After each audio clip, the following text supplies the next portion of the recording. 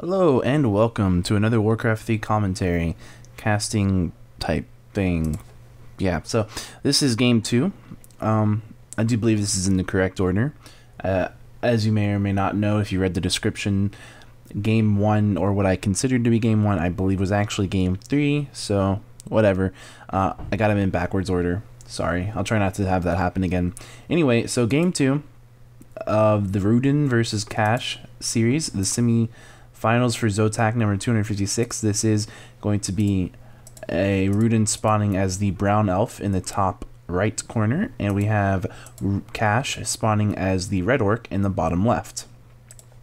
So we're seeing very similar builds to what we saw in the first or third game, however you want to call that. I'm just going to refer to it as the first game from here on out, and so hopefully that'll be clear. Yeah, so again, we see basically pretty standard stuff. Main difference so far in this game would be that the AOW is here instead of like where the equivalent would have been like right here. So he's going to be able to get a orange creep off instead of just a green camp, and in fact he's going to be able to get both of those off. However, he is going to have to be a little bit wary because the Blade Master is very likely going to come over here and attempt to gank on this. However, I don't know. As I said before, I don't quite know this matchup quite as well, so please do forgive my lack of knowledge on certain things here. For example, I'm not sure on the timing here. I don't know how quickly. It looks to me like it does look like the Blade Master will simply not be able to get over here nearly close to enough in time. So that's good for Rudan, and I'm sure most people already know that, so I probably just annoyed a few people, but that is what it is. And yes, so we do see Gloves of Haste, a good item, and we do see the double creep, which is nice. And in fact, actually, I guess since he knows that this was going to happen and he would not be able to get there in time, he decided a better use of his time would be to creep out his own, which I am inclined to agree, because this definitely would have taken him way too long to get to do any real damage. Although I'm not saying it's an impossible thing, I just think that he made the right choice. Anyway, we do see the Demon Hunter actually going ahead and going over here to creep out the item over here from the scamp and perhaps even finish it off. We'll see. It looks like he has decided indeed to go ahead and finish it off. We do see Cash doing basically the same thing on the exact mirror of the map. Probably going to finish it off maybe then. But maybe not, we'll see. It looks like he will, because his Blade Master is very low HP from this creep damage, but it's pretty safe. It's not going to die to these creeps, and Rudan is not going to come down here and attack him, because even though he can see it with his Wisp, his Demon Hunter is simply too far away.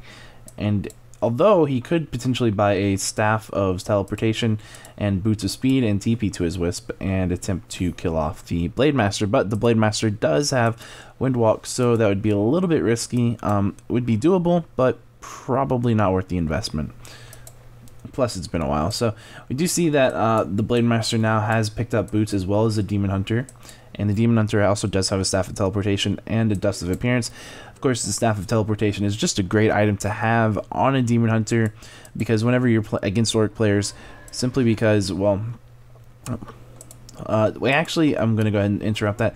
The Demon Hunter has cast a Dust on the Blade Master. The Blade Master has been mana burned twice, and now he is running away and Windwalk one more time, and this time with a salve on, being chased by this Blade Master, or this Demon Hunter. Excuse my constantly mixing those two up. I'll try to get better at that. And we do see the AOW coming around, doing more creeping with that Archer. So they've managed to pick off quite 3 camps with this AOW and this Archer, which is good, very good, especially for the early game, to be able to do that while harassing. And as you can see, that's paid off quite a bit. That Demon Hunter is almost level 3. He is a mere 10 experience away. The Blade Master and the Grunts over here creeping on Rudan's side of the map, taking what I believe is an orange. And he's going to get scouted by this Archer. However, that Archer is probably just going to die. Although, nope, never mind. The Blade Master does not have Dust, so he cannot reveal it in the Shadow Meld form. And here comes the Demon Hunter. The Archer does move. I think he was trying to get the last hit on that creep, and the Blade Master and a Grunt picked off the Archer for that mistake, if you want to call it a mistake. You can be choicey with words. We do see the Beastmaster being picked up.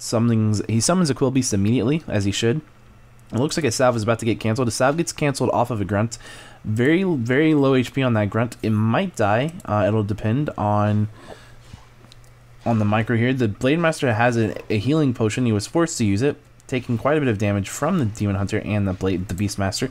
Beastmaster, as well as this Quill Beast, going in for the Spirit Lodge cancel. The Blade Master taking quite a bit of damage from that Demon Hunter, simply unable to tame the beast, as you will, because even with those extra guns attacking the Demon Hunter simply outpowering him because he had quite a bit of a head start on HP count.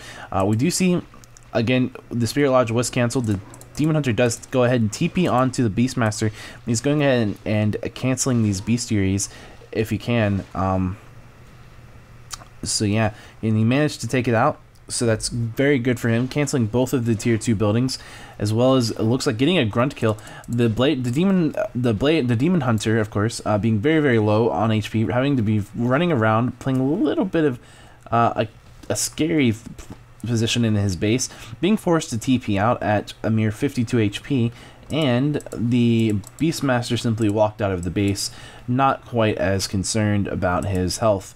And in fact, he's kind of hanging around, and he's going to perhaps be able to serve as a scout and a delay for the Orc. He doesn't want the Orc to be running around doing what he wants. He wants him to know, hey, my Beastmaster's right here, I'm watching you, and if you do anything silly, I'm going to attempt to mess with you. I'll go into your base to harass, or, you know, if you leave your base, or you know, maybe get a jack on you or something. Just general harass, which is what we see. A lot of damage going onto that Beastmaster, however, from this Blade Master. He's able to basically just get a couple of Windwalks off on him and bring him down to under half life. He's down to 275 life out of 650. The Blade Master has switched targets to the Demon Hunter, who is attacking ruthlessly the Spirit Lodge, trying to get a cancel off, and he does manage to get the cancel off. The Demon Hunter staffs out the Beastmaster, and he looks like he's gonna have to.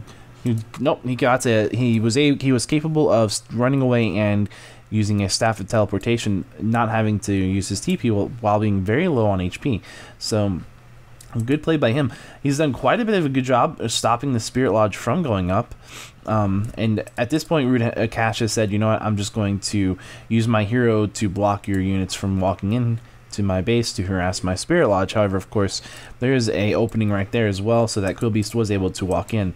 Here we do see the Torn Chieftain coming down here with 2 grunts to just go ahead and pick off this creep that was left behind earlier when the Blade Master decided it was best to come up here to creep up there. So there's that. We do see, of course, some dots actually coming out on the map already. Tier 2, Tier 3 dots, but they don't have the Master finished researching just yet. That's halfway through, it's on its way, and I'm not sure, do we see a Tinker yet on this map? Let's see.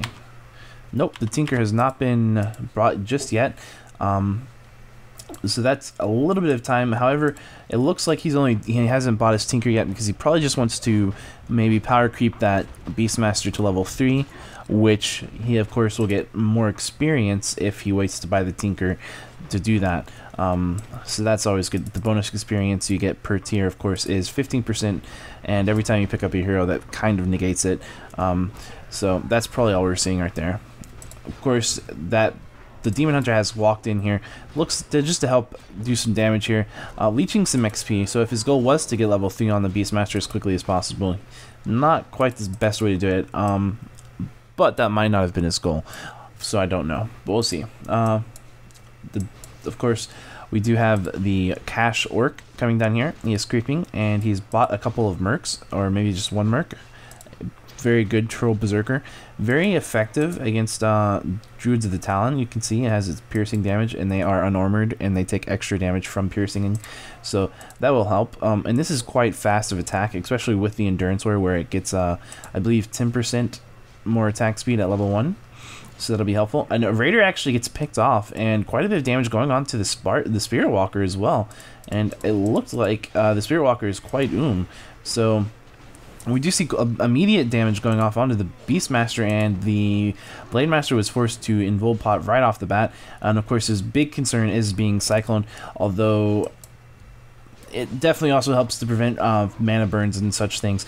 We do see again, we see a surround on the Beastmaster and ensnare going off, and will he be able to take that off before he can go? And he manages to pick off the Blade Master, or the Beastmaster, right before the ensnare wore off. And of course you cannot staff your hero if it's ensnared, so that's what the key importance of that is. So ensnare timing is very important. We see Spearling finally being cast off for the Orc, and we do see the Blade Master being forced up into that Cyclone Dare several times. We see there is the Tauren Chieftain managing to pick off some dot kills with these Raiders and ensnare, even though the Blade Master is in Cyclone for pretty much all of this fight.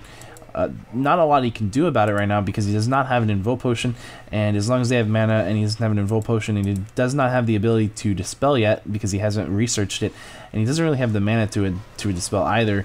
A Cool Beast is focusing down that Spirit Walker while it was in corporal form, and it was able to kill it. It looked like maybe the Spirit Walker was attempting to cast Ethereal, but it wasn't quick enough. But either way, there would have been dots around as well. So Tauren Chieftain taking quite a bit of damage. He hits level 3 though, and he's running away pretty quickly. I'm assuming he definitely went ahead and got level 2 of his Shockwave, rather than level 2 Aura. The Blade Master was surrounded. However, the Blade Master has been cycloned, and they basically broke the surround, picked off a Raider, and maybe I think that was a Grunt that just died there, and keeping the Tauren Chieftain just at the edge of combat. Not a lot he can do, but definitely he can provide the aura. He's using a healing salve, but it looks like a Druid of the Talon has run into him and canceled it. So that's a good play by Rudan. We're seeing what appears, yes, another Druid of the Talon will go down, and the Blade Master is just picking off Druids of the Talon where it can.